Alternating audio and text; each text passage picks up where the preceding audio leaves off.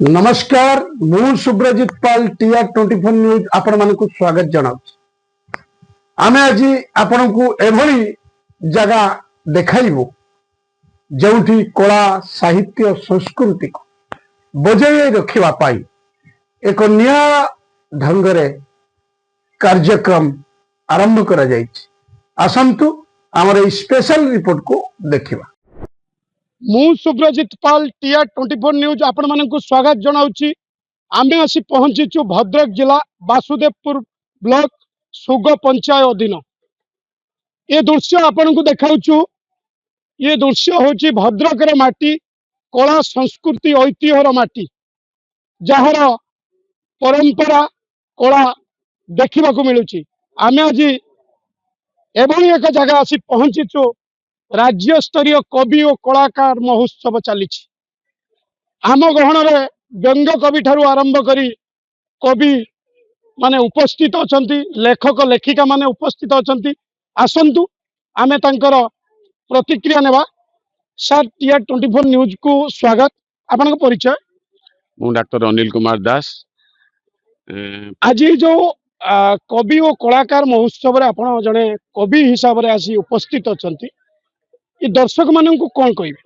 दर्शक मान को कहबार उद्देश्य एति कि जो आज ये गोपाल जो ये प्रांगण रे जो हेची कलाकार सम्मेलन बा कवि सम्मेलन जो हेची प्रकृत रे रतिका यार आयोजक मुख्यतः रतिकांत जेना महोदय को मो बहुत बहुत धन्यवाद देवी। तांकर सहधर्मिणी तथा पुत्र एवं पुत्री जहाँ समस्ते जने जने आर्टिस्ट जहाँ समस्त को धन्यवाद देवी। यही दृष्टि ये से कलाटा को ये बजाय रखिंट कला को उन्नति करने सब चेष्टा कर मुखर कविता गोटे कविता कौन कह आपणकर मातृभाषा उपर एति गोटे कथा कहि। मातृभाषा हूँ जे सोल ऑफ हार्ट। आपणकर जदि कह जाए ब्लड जदि कह जाए सोल ऑफ ब्लड जो कह जाए आपणकर जीवन रक्त जे जीवन चर्चा भितर जदि रक्त हूँ साहित्य साहित्य को जदि आप निज भितर बजाय रखिंट माँ माटी एवं मातृभूमि मातृभाषा एवं माँ को जे साहित्य को जे भल पाई ता जीवन में कौन सी अवनति नहीं।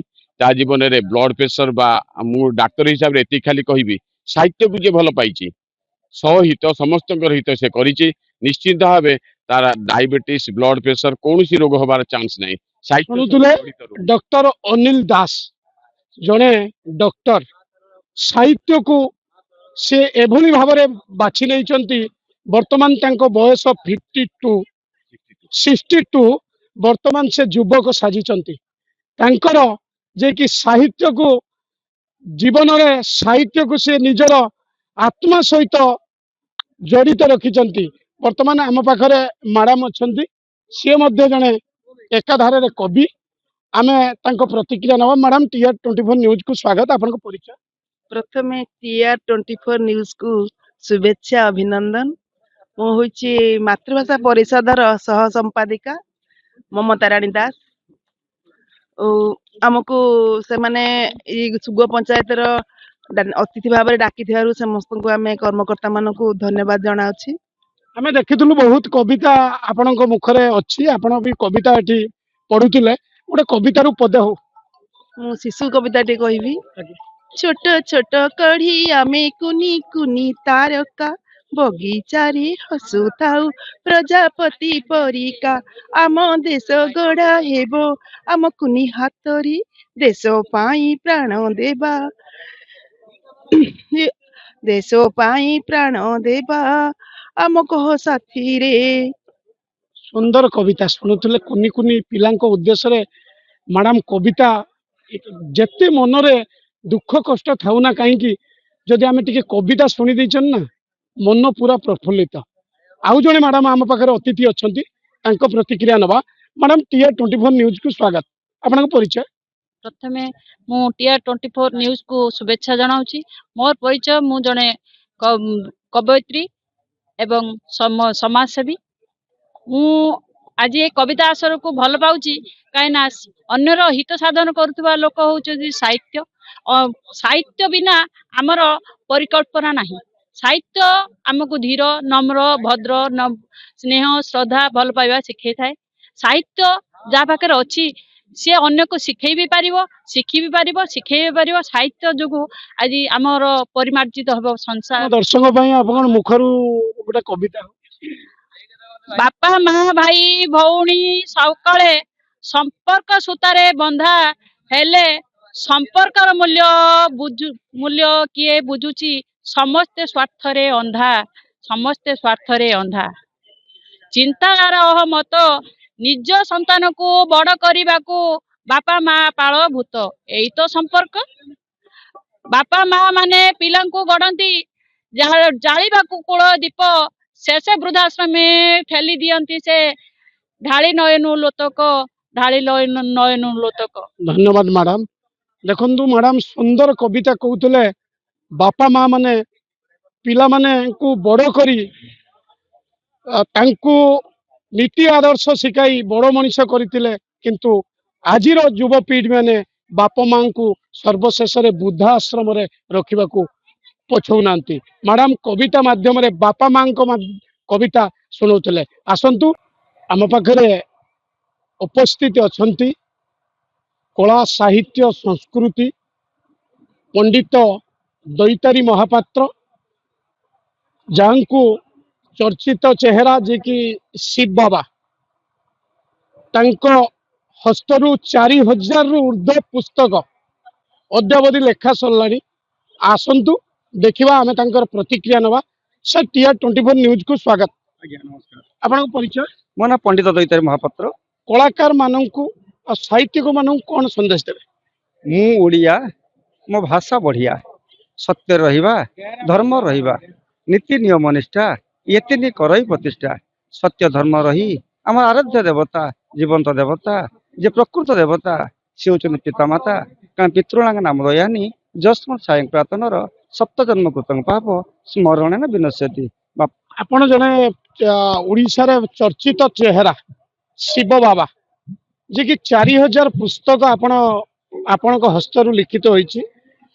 ସେ ବିଷୟରେ ଆପଣଙ୍କର କେଉଁ ପୁସ୍ତକ ଅତି ଲୋକପ୍ରିୟତା ଆଣିଛି, ଟିକେ ଆମ ଦର୍ଶକ ମାନଙ୍କୁ କହିବେ। ମୁଁ ନୁହେଁ ମୋହର କିବା ଗ୍ରନ୍ଥ ମୋର, ସହଜେ ଅଧମ ମହି, ଜାଣିଛି ବୁଝିଛି ହେଜିଛି ସଂସାରେ, ସେହି ମୋ ପରାଣ ସାଇଁ। ସେ ଯାହା ଡାକନ୍ତି ତାହା ମୁଁ ଲେଖଇ, ତିଳେ ନାହିଁ ମୋର ଜ୍ଞାନ, ଏଭବ ସଂସାରେ ଜନ୍ମ ଲଭିଛି, ମୁଁ ତ ଅଧମ ସନ୍ତାନ। ସେଇ ପିତୃମାତୃ ଗୀତା, ଏମିତି ଅନେକ ପୁସ୍ତକ ପ୍ରକାଶ ପାଇଛି। ତନ୍ମଧ୍ୟରୁ ଶୈବ ସମୃତ ଏବଂ ପିତୃମାତୃ ଗୀତା ଏବଂ ଧର୍ମ ଦର୍ଶନ ଉପରେ ଅନେକ ପୁସ୍ତକ ଲୋକାଦୃତ ହେଇଛି। ଏବଂ ସବୁଠୁ ବଡ଼ କଥା ହେଉଛି ଶିବ ଉପାସନା, ଶୈବର ସାମୃତ, ମହାଶିବରାତ୍ରି ଏବଂ ମହାଯୋଗୀ ଶିବ, ଏମିତି ଅନେକ ପୁସ୍ତକ ପ୍ରକାଶ ପାଇଛି। ନମସ୍କାର ସାର୍।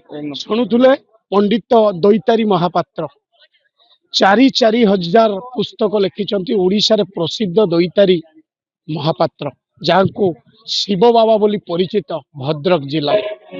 TR24 ନ୍ୟୁଜକୁ ସ୍ୱାଗତ। ସାର୍, ଆପଣଙ୍କ ପରିଚୟ? ମୋ ନାଁ ରତିକାନ୍ତ ଜେନା, ଶ୍ରୀ ଗୋପାଳଜୀ ସାହିତ୍ୟ ସାଂସ୍କୃତିକ ପରିଷଦ ପାଠାଗାରର ମୁଁ ସଭାପତି। ଆଜି ଏ ଯୁଗରେ ସବୁ ଦେଖିବାକୁ ମିଳୁଛି, ଲୁପ୍ତ ହେବାକୁ ବସୁଛି ଧୀରେ ଧୀରେ ଆମର ଯୋଉ କଳା ସାହିତ୍ୟ ସଂସ୍କୃତି, ତାକୁ ଆପଣ ମାନେ ଉଜ୍ଜୀବିତ କରିବାକୁ ଚାହୁଁଛନ୍ତି, ରଖିଛନ୍ତି ମଧ୍ୟ। ସେ ବିଷୟରେ କଣ ଆମ ଦର୍ଶକ?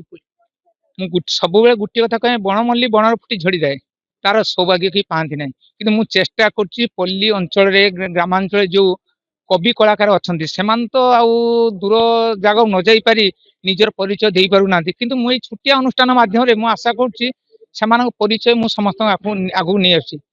ଛୋଟ ମୋର ଗାଁ, ଭୂଗୋଳ ପ୍ରତି ଇତିହାସରେ ଅଛି ତାର ନାଁ, ସୁଗତର ନାଁ।